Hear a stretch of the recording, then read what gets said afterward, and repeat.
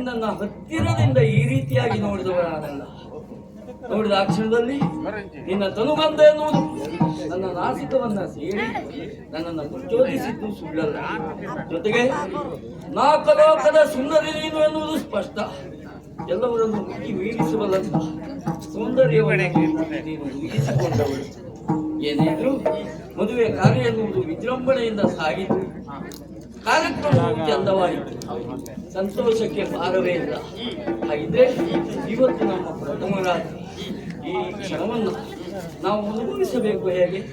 ಇಲ್ಲಿಯವರೆಗೆ ನಾನು ನಾನಾಗಿದ್ದೆ, ನೀನು ನೀನಾಗಿದೆ. ಈ ಕ್ಷಣದಿಂದ ನಾವಾಗಬೇಕು. ಅದಕ್ಕೆ ಮತ್ತೆ ತಡ ಮಾಡುವುದಲ್ಲ.